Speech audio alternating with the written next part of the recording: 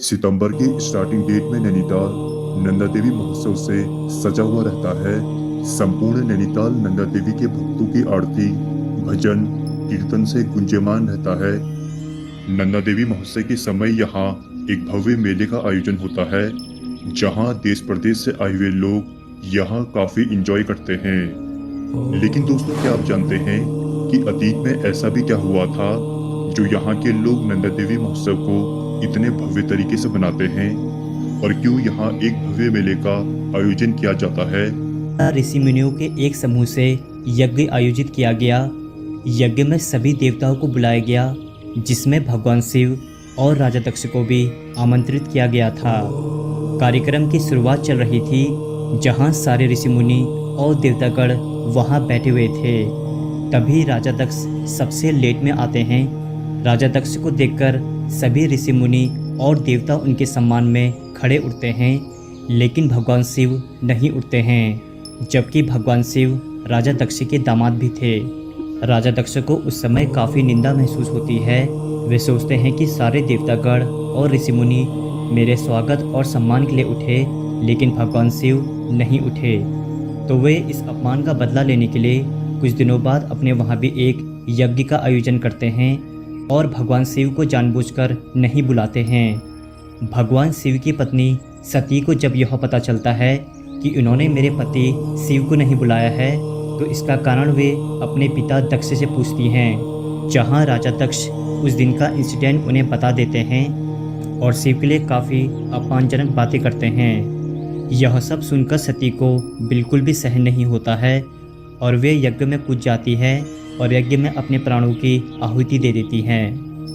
भगवान शिव को जब ये सब पता चलता है, तो वो गुस्से में आकर अपना तीसरा नेत्र खोल देते हैं और देवी सती का पार्थिव शरीर लेकर सारे भूमंडल में घूमने लगते हैं। सारे देवतागण डर जाते हैं कि कहीं प्रलय या अनर्थ न हो जाए।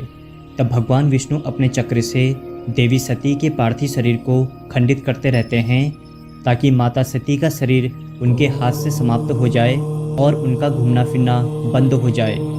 तब भगवान विष्णु के चक्र से जहाँ जहाँ देवी सती के अंग और आभूषण गिर जाते हैं, वहाँ शक्तिपीठों की स्थापना होती है। आपकी इन्फॉर्मेशन के लिए बता दूं कि भगवानों का कोई भी अंग या आभूषण जहाँ भी गिरता है, उसी को शक्तिपीठ कहते हैं। तो जब भगवान शिव नैनीताल के ऊपर से गुजर रहे थे, तो यही माता सती की बायाँ गिरी थी, जिससे यहाँ नैनी झील बनी, जहाँ आज आप इसे नैनीताल के नाम से जानते हैं। जहाँ नैनी का अर्थ आँख और ताल का अर्थ पानी या लेक से होता है।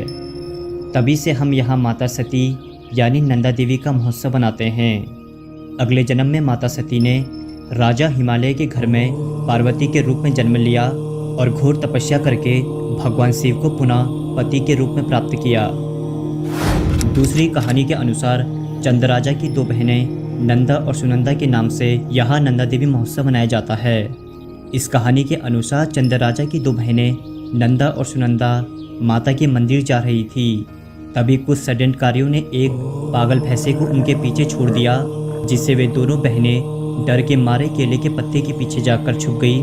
लेकिन तभी वहां एक बकरा आ गया और केले के पत्तों को खा गया। तभी वह पागल भैंसा उन दोनों बहनों को देख लेता है और वहीं पर उन दोनों बहनों को मार देता है। इसलिए जब भी यह पर्व बनाया जाता है, तो यहाँ बकरे की भी बलि दी जाती है। नंदा सुनंदा जहाँ हिमालय की पुत्री है, वहीं सुनंदा नवदुर्गा का अवतार है।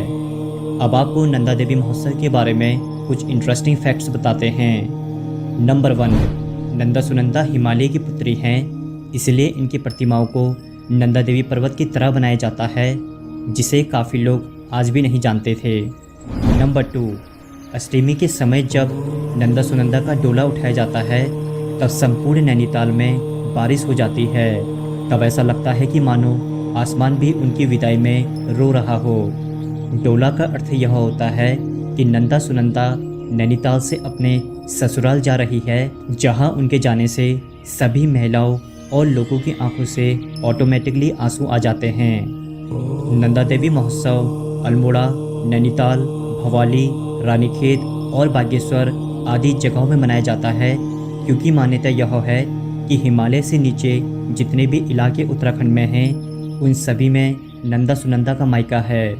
क्योंकि यदि हम उसी प्राचीन कथा को माने तो उसी प्राचीन कथा के अनुसार देवी सती के अंग हिमालय के कई हिस्सों में गिरे थे, जिसमें आपका हिमाचल प्रदेश भी आता है।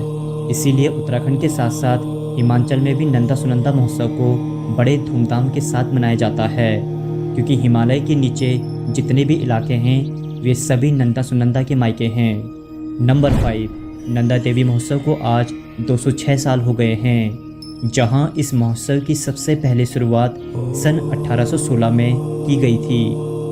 तो दोस्तों, आज आपको नंदा देवी महोत्सव के बारे में काफ़ी सारी जानकारी मिल गई होगी।